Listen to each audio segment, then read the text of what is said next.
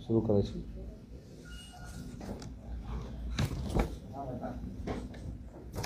आजची पत्रकार परिषद ही महाराष्ट्र राज्यातील उच्च व तंत्रशिक्षण विभागामध्ये जे 40 लाख विद्यार्थी शिक्षण घेत आहेत त्यांच्या भवितव्याच्या दृष्टीनं अतिशय महत्त्वाचं पाऊल महाविकास आघाडीच्या सरकारनं उद्धव ठाकरे साहेबांच्या नेतृत्वाखाली टाकलेलं आहे.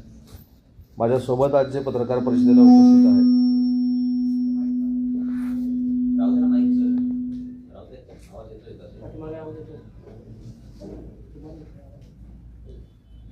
ही सगळी मंडळी IT क्षेत्रामध्ये इन्फोसिस नावाची जी फार मोठी कंपनी काम करते आंतरराष्ट्रीय स्तरावर, त्याचे सगळे अधिकारी आहेत. त्याच्यामध्ये तिरुमला आरोही सर आहेत, संतोषजी आहेत, किरणजी आहेत, जे ह्या प्रकल्पाचं पूर्ण कोऑर्डिनेशन करणार आहेत.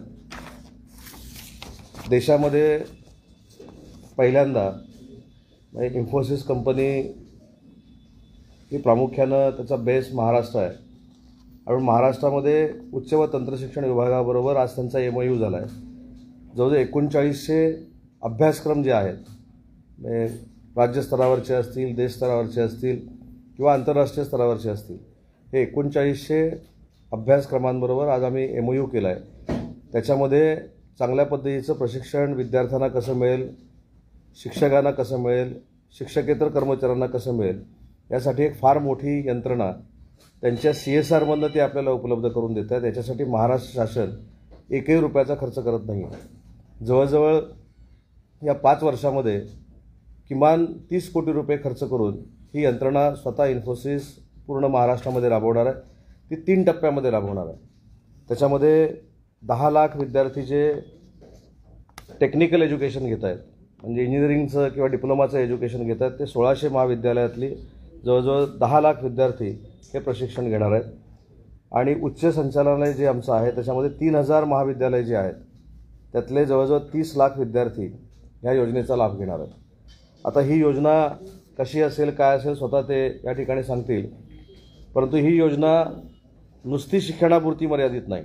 म्हणजे शिक्षण द्यायचं, ट्रेनिंग द्यायचं, तर विद्यार्थ्यांना नोकरी देखील मिळाली पाहिजे, स्वतःचा रोजगार देखील निर्माण केला गेला पाहिजे, अशा पद्धतीचं या सगळ्या नियोजनामध्ये आम्ही इन्क्लूड केलेला आहे. तसाच आमचा MOU आहे.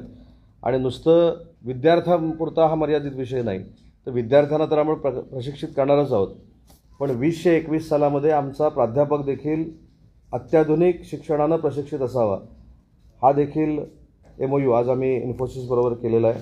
याची वैशिष्ट्य काय आहेत, तर त्यांच्या यंत्रणेमार्फत जसं मगाशी मी म्हटलं की मोफत शिक्षण आहेत, परंतु नोकरीसाठी कशा पद्धतीनं आपला कॉन्फिडन्स वाढला पाहिजे, कशा पद्धतीनं पर्सनॅलिटी डेव्हलप आपली झाली पाहिजे, कशा पद्धतीनं कम्युनिकेशन स्किल पाहिजे, कशा पद्धतीनं विविध भाषांचं नॉलेज पाहिजे, कशा पद्धतीनं आपण इंटरव्ह्यूला जायचं असतं, हे जे विशेषतः ग्रामीण भागातल्या विद्यार्थ्यांना नॉलेज मिळत नाही ते ह्या संपूर्ण ह्याच्यातनं मिळणार आहे. प्राध्यापकांसाठी आपण काय करतो आहे, तर प्राध्यापकांसाठी आताचा जो करिक्युलम आहे, आताचा जो अभ्यासक्रम आहे, तो कशा पद्धतीनं विद्यार्थ्यांबरोबर संवाद साधला पाहिजे, कशा पद्धतीनं विद्यार्थ्यांबरोबर आपण बोललं पाहिजे, कशा पद्धतीनं ते शिकवलं पाहिजे, हे प्राध्यापकांसाठी आपण ट्रेनिंग देणार आहोत. आणि तिसरा जो आहे तो नॉन टीचिंग स्टाफ जो आहे, त्यांनी देखील विद्यार्थ्यांपासून, प्राध्यापकांपासून प्राचार्यांपर्यंत कसं त्यांचं बिहेवियर असलं पाहिजे, या संदर्भातला एक फार मोठा MOU आज महाराष्ट्र सरकारनं इन्फोसिसबरोबर केलेला आहे. आता याच्यामध्ये संस्थांना देखील जर सामील व्हायचं असेल, तर काही संस्थांच्या मार्फत कॉलेजेस चालवले जातात.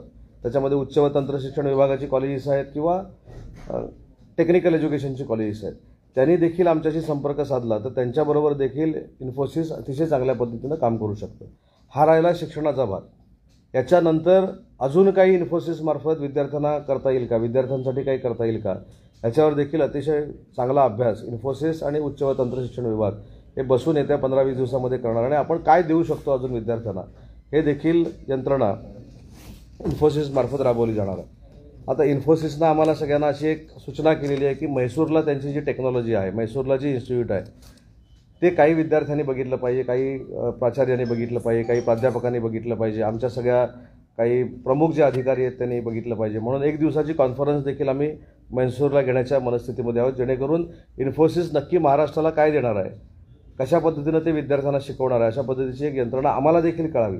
हे नुसता MOU केला आहे, विद्यार्थी शिकणार आहेत किंवा प्राध्यापक आता प्रशिक्षित होणार आहेत इथपर्यंत मर्यादित न राहता नक्की टेक्नॉलॉजी आपण काय अडॉप्ट केलेली आहे. आणि याच्यासाठी आपल्याला माहीत असेल की 2 वर्षापूर्वी आम्ही एक घोषणा केली होती महाविकास आघाडीच्या सरकारनं की देशातलं पहिलं टीचर्स अकॅडमी ही महाराष्ट्र शासन तयार करते. मला सांगताना आनंद होतो की येत्या महिन्याभरामध्ये त्याचं आम्ही उद्घाटन करणार आहोत. त्या बाबतीमध्ये देखील इन्फोसिसला आम्ही सूचना केलेली आहे की ते आमचे स्टुडिओ वापरून विद्यार्थ्यांना, शिक्षकांना, शिक्षकेतर कर्मचाऱ्यांना कसं प्रशिक्षित करता येईल यासाठी देखील त्यांनी उपाययोजना करावी. आणि या सगळ्या गोष्टीला ते सहमत आहेत. म्हणजे असं काही नाही की आम्ही काहीतरी बर्डन आणतोय, कारण CSRमधनं हा कार्यक्रम आहे. कुठेही शासनाचा एकही रुपया द्यावा लागत नाही. उलट त्यांच्या CSRमधनं इन्फोसिससारख्या कंपनीमुळे म्हणजे इंटरनॅशनल कंपनीमुळे जी IT सेक्टरमध्ये काम करते तिच्यामुळं तिच्याबरोबर टायअप केल्यामुळं किंवा तिच्याबरोबर MOU केल्यामुळं विद्यार्थ्यांच्या नॉलेजमध्ये भर पडणार आहे. आणि याच्यामध्ये 2 कॉलेजमध्ये हा पायलट प्रोजेक्ट देखील राबवण्याचा आम्ही प्रयत्न करतो. म्हणजे प्रशिक्षित आपण करतोच आहोत 40 लाख विद्यार्थ्यांना, पण त्याच्यातनं काय घडू शकतं हे जर बघायचं असेल तर आपण 2 कॉलेजची त्याच्यामध्ये निवड केलेली आहे. एक नागपूरचं कॉलेज आहे, ते महाराष्ट्र शासनामार्फत चालवलं जातं. आर्ट्स कॉमर्स सायन्स कॉलेज जे आहे, मोठं कॉलेज आहे नागपूरचं, ते कॉलेज आपण याच्यामध्ये इन्क्लूड केलं आहे. आणि टेक्निकल म्हणून रत्नागिरीचं जे नवीन इंजिनिअरिंग कॉलेज झालेलं आहे ज्याचे ॲडमिशन्स यावर्षीपासून सुरू झाले आहेत, या 2 कॉलेजमध्ये नक्की टेक्नॉलॉजी काय असणार आहे हे आपल्याला रत्नागिरीच्या इंजिनिअरिंग कॉलेजमधनं कळेल. आणि उच्च व तंत्रशिक्षण म्हणजे उच्च शिक्षण विभागामध्ये काय क्रांती घडणार आहे इन्फोसिसला बरोबर घेऊन हे नागपूरच्या कॉलेजमध्ये कळेल. पण ही 2 कॉलेज आम्ही पायलट प्रोजेक्ट म्हणून देखील घेतो आहे. आणि मला असं वाटतं की या पूर्ण प्रकल्पाचा फायदा हा 40 लाख विद्यार्थ्यांना, 1 लाख प्राध्यापकांना आणि उर्वरित शिक्षकेतर कर्मचाऱ्यांना होणार आहे. आणि पुन्हा एकदा मला सांगायचं आहे की हा MOU करताना कुठेही महाराष्ट्र शासनावर 1 रुपयाचं देखील बर्डन आलेलं नाही. उलट CSR प्रोग्राम जो इन्फोसिसचा आहे त्याच्यातनं 30 कोटीपर्यंत मर्यादित न राहता भविष्यात महाराष्ट्र सरकारनं अजून त्यांना काही संधी दिली तर त्याच्यापेक्षा देखील जास्त पैसे खर्च करायला महाराष्ट्रामध्ये तयार आहेत. आणि म्हणून आज आम्ही सगळ्यांनी तो MOU केला, सामंजस्य करार केला. आणि मला विशेषतः उल्लेख केला पाहिजे की इन्फोसिसबरोबर करार करावा ही संकल्पना महाराष्ट्र राज्याचे मुख्यमंत्री आदरणीय उद्धव ठाकरे साहेबांनी मांडली. त्याच्यामध्ये पर्यटन मंत्री आदित्य ठाकरे साहेबांनी पुढाकार घेतला. आणि आजच्या सिच्युएशनला CM साहेबांच्या हस्ते खरं करायचं होतं, आदित्य साहेब देखील उपस्थित राहणार होते, परंतु आपल्याला माहिती आहे की त्याच्यामुळं ते दोघंही उपस्थित राहू शकले नाहीत. पण आज आम्ही सामंजस्य करार केलेला आहे. आणि मला उच्च व तंत्र शिक्षण विभागाचा प्रमुख म्हणून खात्री आहे की महाराष्ट्र शासनानं महाविकास आघाडीच्या मार्फत शिक्षणाचं काय म्हणतो याला आपण शिक्षण क्षेत्र सुदृढ करण्यासाठी किंवा सक्षम करण्यासाठी हे टाकलेलं फार मोठं पाऊल आहे. आणि त्याच्यामध्ये आम्हाला पुढच्या 5 वर्षामध्ये यश येईल, कारण हा करार 5 वर्षाचा आहे.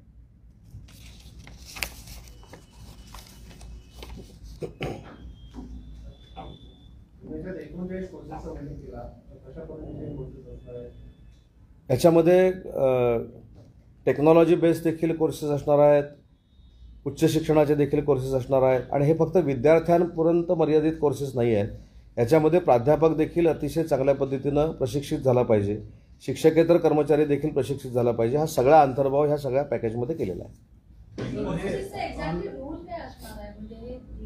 आपण त्यांनाच जरा बोलायला सांगूया का माहीत, त्यांच्याकडनं आपल्याला व्यवस्थित कळेल की हा एकूणच प्रशिक्षणाचा किंवा अभ्यासक्रमाचा कार्यक्रम ऑनलाईन ऑफलाईन कशा पद्धतीने असतो? सुरुवातीला ऑनलाईन आपण सुरू करतोय, पण ऑनलाईन ऑफलाईन दोन्ही असणार आहे.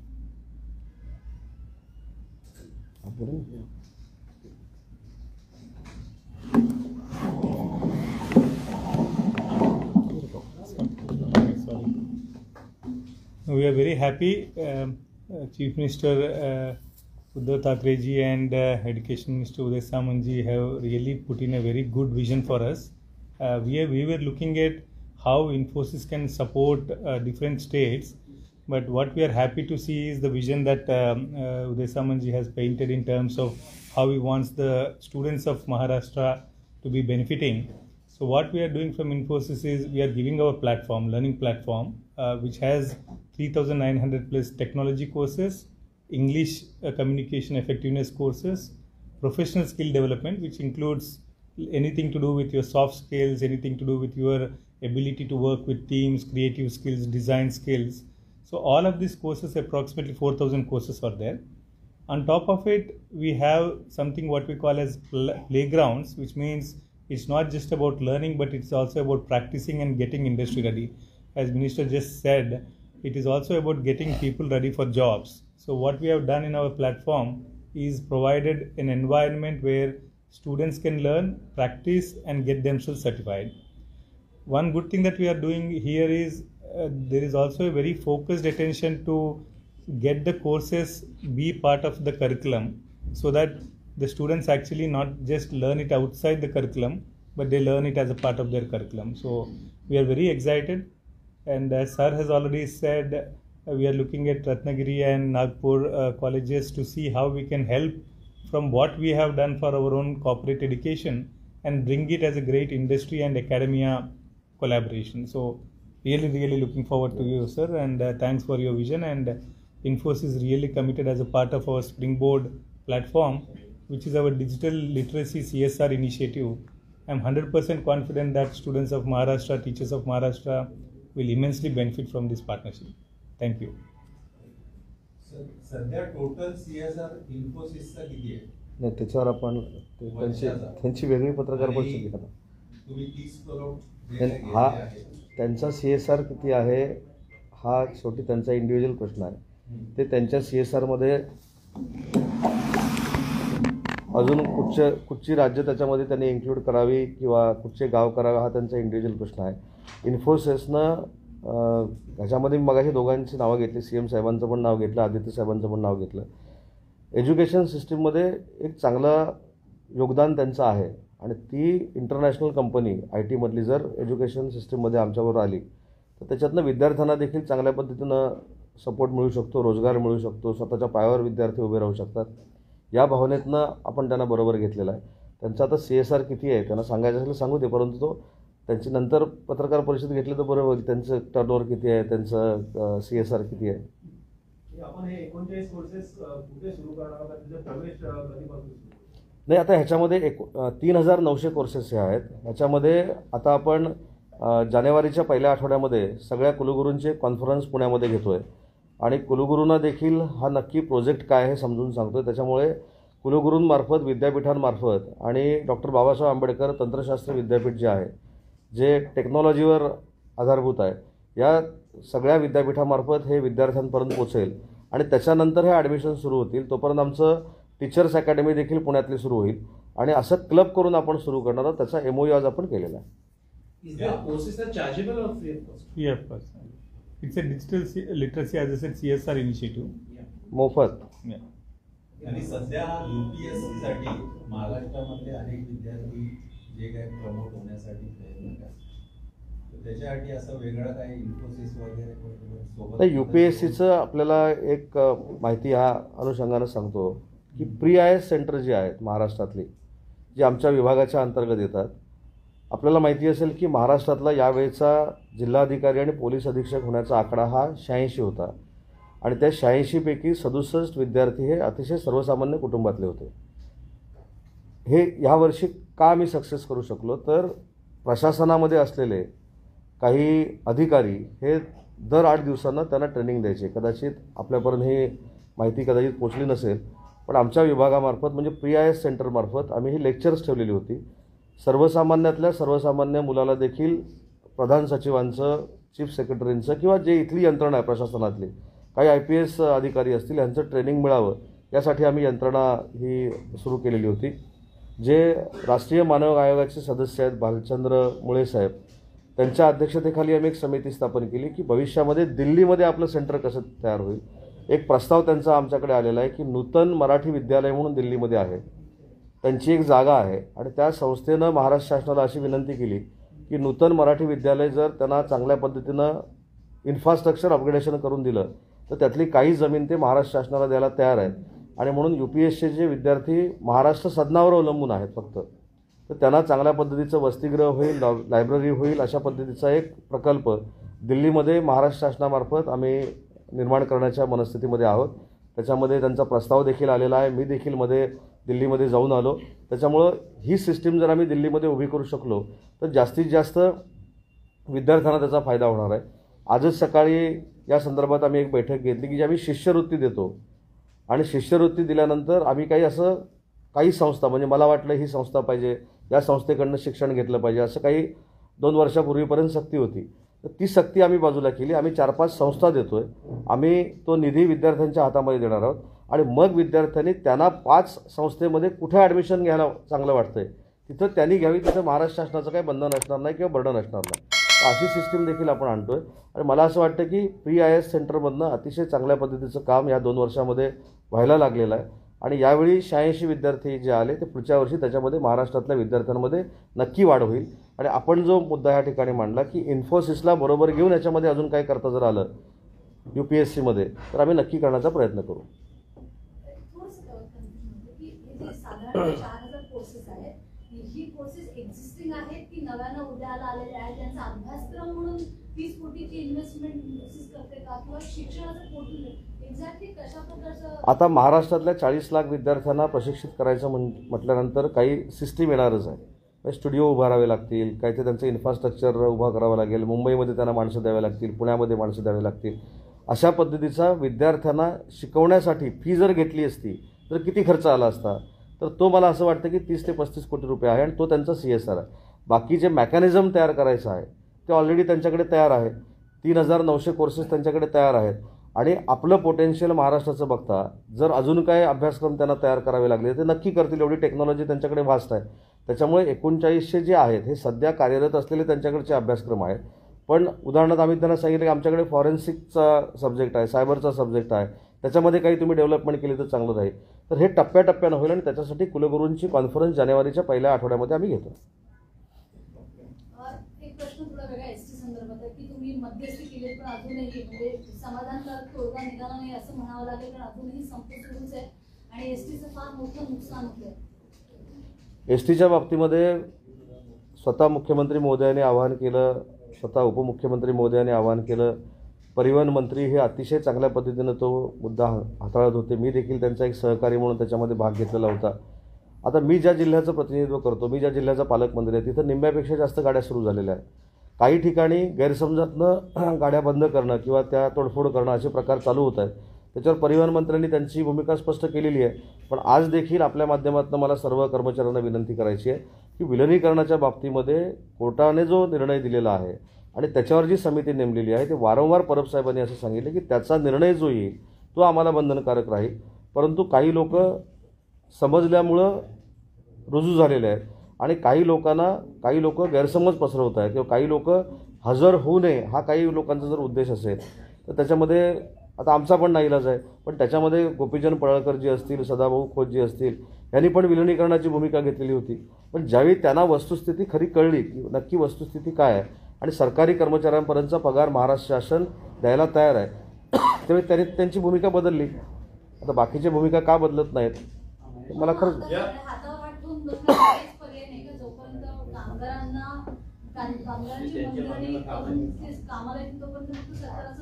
आता हे कसं मी त्याच्यामध्ये होतो प्रोसेसमध्ये म्हणून माझं खातं सोडून मी त्याच्यावर भाष्य केलं. पण आता त्याच्या पुढं काय करायचं हे सगळे निर्णय परिवहन मंत्री घेतील. ते अतिशय सक्षम मंत्री आहेत आणि या सगळ्या ह्याच्यावर ते नजर ठेवण्यात अतिशय त्यांनी चांगलं काम केलेलं आहे आणि म्हणून माझा जो काही छोटा सहभाग त्याच्यामध्ये होता त्याच्याबद्दल मी बोलणं योग्य राहील. या आंदोलनाला कोणत्या राजकीय पक्षाची फूस आहे का हे आंदोलन चिघळण्यासाठी? आता सगळेच राजकीय पक्ष सांगतात की आमची फूस नाही. आणि दुसरं महत्त्वाचं म्हणजे जे 2 पॉलिटिकल लीडर त्याच्यामध्ये होते त्यांनी त्यांची स्वतःची भूमिका स्पष्ट केली की आम्ही एक लोकप्रतिनिधी म्हणून त्यांच्याबरोबर होतो, आम्ही कुठच्याही पक्षाचे लोकप्रतिनिधी म्हणून नव्हतो, अशी त्यांनी देखील भूमिका स्पष्ट केलेली आहे. आणि विरोधी पक्षनेते प्रवीण दरेकरनी देखील स्वतःची भूमिका स्पष्ट केलेली आहे, म्हणजे भाजप पक्षाची भूमिका स्पष्ट केलेली आहे की कर्मचाऱ्यांनी आता अडेलपणाचं धोरण स्वीकारू नये अशा पद्धतीनं देखील त्यांची स्टेटमेंट आहे. तर मला असं वाटतं की पक्षापेक्षा हे संघटनाविरहित आंदोलन होतं आणि त्याच्यातनं काही लोकांना न्याय मिळाला आहे असं वाटतंय, ते हजर झाले. आणि काही लोकांना असं वाटतंय की त्याच्यातनं न्याय मिळालेला नाही, ते अजून हजर झालेले नाही. आणि म्हणून त्याच्यावर पुढं प्रक्रिया काय करेल हे अनिल परब साहेबांनी सांगितलेलं योग्य ठरेल. पण कामगारांनी जी अडेलपणाची भूमिका घेतलेली आहे आणि काही जे फूस घालत आहेत त्यामुळे ग्रामीण भागातल्या जनतेला जो त्रास होतो त्यासाठी कोर्टामध्ये का सरकार मूव्ह होत नाही? या कामगारांना बरोबर आहे. अशा आजची पत्रकार परिषद उच्च व तंत्र शिक्षण विभागाची होती. इन्फोसिस बरोबर सामंजस्य करार झालेल्याची, पण त्याच्या ऐका ना, तो त्याच्यावर सांगतो, मुलांची ट्रान्सपोर्टमुळे कुठेही गैरसोय होणार नाही याची दक्षता पूर्ण परिवहन मंत्री अनिल परब साहेब घेतील याची मला पूर्ण खात्री आहे. तुम्ही आज खूप ऐतिहासिक असा करार केलेला आहे, पण एक आहे की राज्यातल्या सगळ्याच विद्यापीठामध्ये परीक्षांचा खूप मोठा गोंधळ असतो. म्हणजे आधुनिक तंत्रज्ञान बऱ्याच विद्यापीठामध्ये नाही, ते सॉफ्टवेअर वापरले जाणार, तर इन्फोसिसची मदत त्यासाठी घेतली जाईल. नाही, इन्फोसिसचा आणि एक्झाम घेण्याचा काडीमात्राही संबंध नाही. आता इन्फोसिसला बरोबर घ्यायचं झालं तर इन्फोसिस मग आम्हाला कोटेशन देईल, आम्ही असं असं करतोय, आम्हाला एवढं एवढं द्या. हा CSR वरचा विषय चालू आहे आणि CSRच्या पलीकडे जाऊन आम्ही काही करणार नाही आहोत. पण दुसरं, ऑनलाईन एक्झाम ह्या कधीपर्यंत होत्या? आपण ऑनलाईन एक्झाम हा पर्याय म्हणून वापरलेला एक उपक्रम होता, कारण आपण कोविडच्या निमित्तानं बाहेर येत नव्हतो. मुलांना बाहेर आणलं तर कोविड होऊ शकतो अशी पालकांच्या मनामध्ये भीती होती, प्राध्यापकांच्या मनामध्ये भीती होती, म्हणून आपण ऑनलाईन केलं होतं. पण जसजसं आता कोविड कमी होतोय तसं आपण ऑफलाईन एक्झाम सुरू केलेले आहेत. त्यामुळे मला असं वाटतं की ऑनलाईन हा कायमस्वरूपी पर्याय एक्झामचा दिलेला आहे, असं कुठेही नाही. आणि त्याच्यासाठी इन्फोसिसला घेऊन ऑनलाईन एक्झाम घेण्याचा कुठेही प्रयत्न आम्ही करणार नाही आहोत आणि तसा विचार देखील नाही. कॉलेजमधल्या विद्यार्थ्यांचं जे वॅक्सिनेशन होतं त्याचं काय स्टेटस आहे? म्हणजे आपण ड्राईव्ह सुरू केलेली 2, त्याच्यानंतर कॉलेज सुरू करण्यात, त्यावेळी जवळजवळ 2.25 लाख विद्यार्थ्यांनी त्याचा फायदा घेतला. आणि त्याच्यानंतर जे आता शिल्लक आहेत, कारण अडचण कुठे येते की कोविशिल्ड घेतल्यानंतर 84 दिवसाचा जो पिरियड आहे त्याच्यामुळं दुसरा डोस येण्यासाठी 84 दिवस लागत आहे. त्याच्यामुळं आणि आम्ही नियम असा केला आहे की 2 डोस घेतल्याशिवाय कॉलेजमध्ये यायचं नाही. त्याच्यामुळे ते विद्यार्थ्यांची आपल्याला तफावत दिसते. पण बऱ्यापैकी विद्यार्थी आता कॉलेजमध्ये यायला लागलेले आहेत. परंतु कालच जे मुख्यमंत्री महोदयांनी पुन्हा एकदा आवाहन केलं की ज्या पद्धतीनं नवीन व्हेरियंट जो आलेला आहे तो आपल्याकडे येण्यासाठी प्रतिबंध जो आपल्याला करायचा आहे, त्याच्यासाठी माननीय उद्धव साहेबांनी जी नियमावली दिलेली त्याचं पालन विद्यार्थ्यांनी देखील केलं पाहिजे, त्यांच्या पालकांनी देखील केलं पाहिजे, आमच्या विभागाच्या सगळ्या कर्मचाऱ्यांनी केलं पाहिजे आणि जनतेनं देखील केलं पाहिजे. आमच्या जिल्ह्यामध्ये शाळा सुरू करण्याचा निर्णय दोन्ही जिल्ह्यामध्ये आम्ही घेतलेला आहे, परंतु तो कशा पद्धतीने करायचा, किती विद्यार्थी बोलवायचे याच्यावर शिक्षणाधिकारी निर्णय घेणार आहेत. समाजात उच्च शिक्षणामध्ये भारतीय संविधानाचा समावेश करावा अशी वाढती मागणी होत आहे. शालेय शिक्षण मंत्र्यांनी संविधानात काही मुद्द्यांचा समावेश करण्याचा निर्णय घेतलेला आहे. कंगना राणावत वेगवेगळ्या प्रकारचे स्टेटमेंट करतायत स्वातंत्र्या संदर्भामध्ये. भारतीय संविधानात समावेश, त्यांना संविधानच कळलं नाही म्हणून त्या स्टेटमेंट करतायत. खरं त्यांना प्रशिक्षण संविधानाचं देणं गरजेचं आहे सुरुवातीला, आणि आवश्यकता असं नाही, संविधान हे उच्च व तंत्र शिक्षण विभागातल्या प्रत्येक विद्यार्थ्याला माहितीच असलं पाहिजे. मग ते कशा पद्धतीनं ते विद्यार्थ्यांबरोबर बोलायचं याच्यासाठी आम्ही समिती स्थापन करतोय आणि मग ते अभ्यासक्रमामध्ये घ्यायचं की वेगळा सब्जेक्ट ठेवून पोचवायचं या संदर्भामध्ये पुढच्या वर्षापासून त्याच्यामध्ये नक्की काहीतरी होईल. परंतु ज्या कोण टीका करतायत स्वातंत्र्यावर त्यांना कदाचित पहिला आधी प्रशिक्षण देणं फार गरजेचं आहे, कारण त्यांनी भारताच्या स्वातंत्र्यावरच प्रश्नचिन्ह उभं केलेलं आहे आणि स्वातंत्र्य सैनिकांवर प्रश्नचिन्ह उभी केलेलं आहे. त्यामुळे त्यांच्यावर बोलण्यात काय अर्थ आहे असं मला वाटत नाही. परंतु संविधान हे माझ्या विभागाच्या प्रत्येक विद्यार्थी आणि विद्यार्थिनीला कळण्यासाठी जे जे काही विभागाला करावं लागेल ते करण्याचा आमचा मानस आहे. थँक्यू.